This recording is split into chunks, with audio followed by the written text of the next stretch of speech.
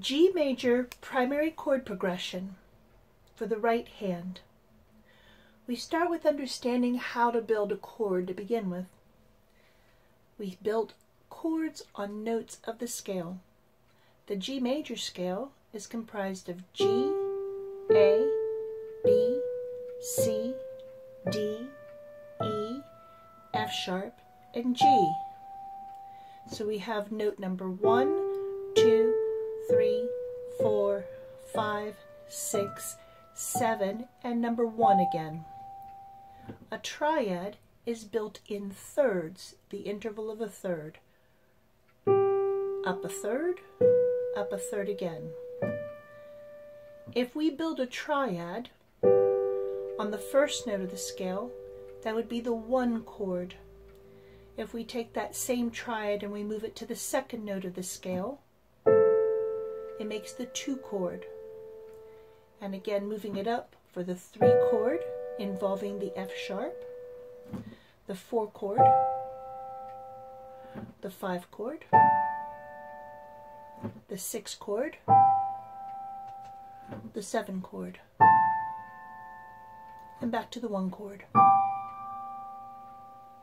For our intents and purposes today, we only need the 1 chord, the 4 chord, and the 5 chord. When writing those chords, we use Roman numerals, capital I for the 1 chord, capital IV for the 4 chord, and capital V for the 5 chord. Each of those chords or triads use a root, a third, and a fifth. So for the G chord, the root is G, the third is B, the fifth is D. For the 4 chord, which is the C chord in G major, the root is C, the third is E, and the fifth is G.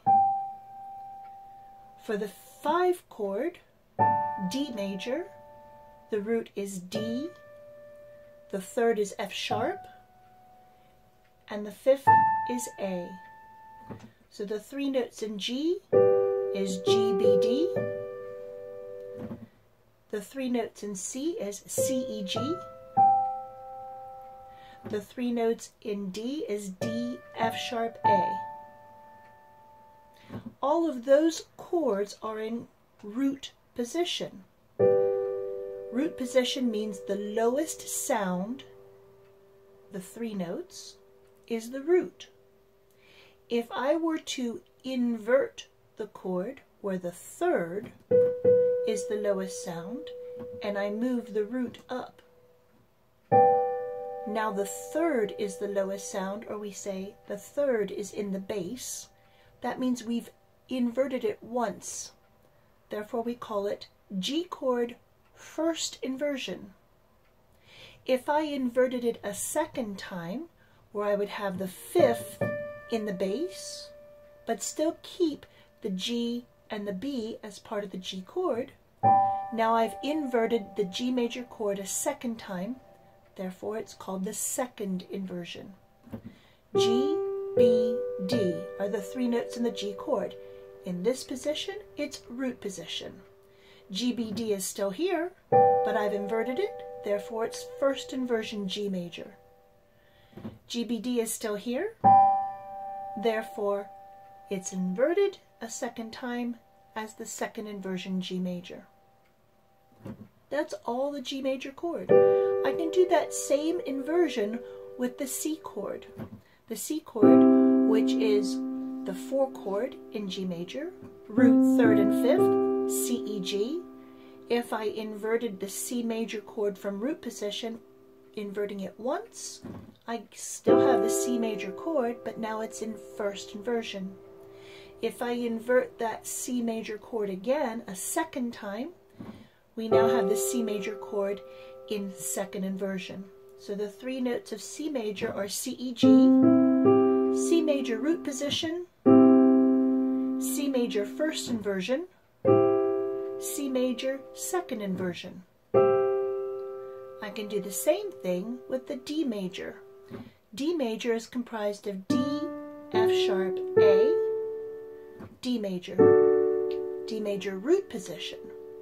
Invert it once, I have F sharp, A, D, first inversion, D major chord.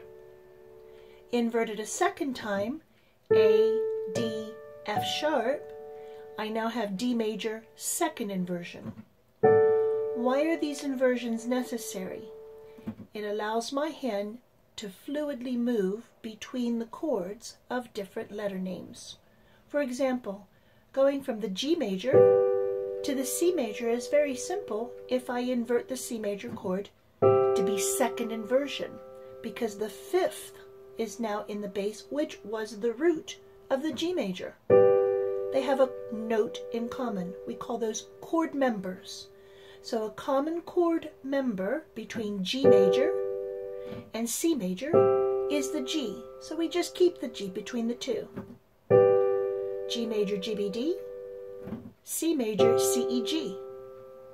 So we have root position G major, going to second inversion C major.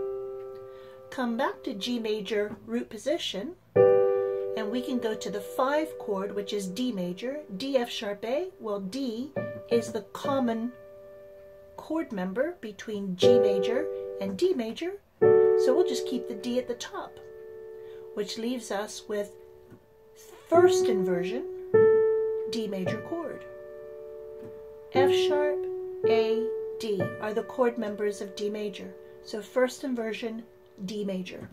So we have G major root position, C major second inversion, G major root position, D major first inversion, G major root position.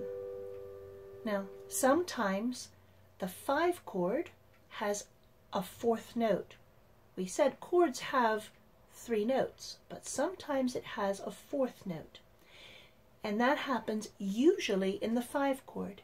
In this case, D major with the root 3rd and 5th sometimes has the added 7th. It adds a slightly different flavor, a little bit of tension to resolve back to the G major. The tension comes between the 3rd and the 7th that wants to resolve back to G major. Tension, resolution. But we don't play the G major in root position. This in fact is called the G7 chord. When we play it as part of the chord progression, it would be in first inversion. But we're going to replace the 5th, because we have root, 3rd, and 5th. We're going to replace the 5th with the 7th. Therefore, going from the G chord, G major in root position, to the D7 chord in first inversion. We eliminate the 5, we replace it with the 7th. So we have root, 3rd, and 7th.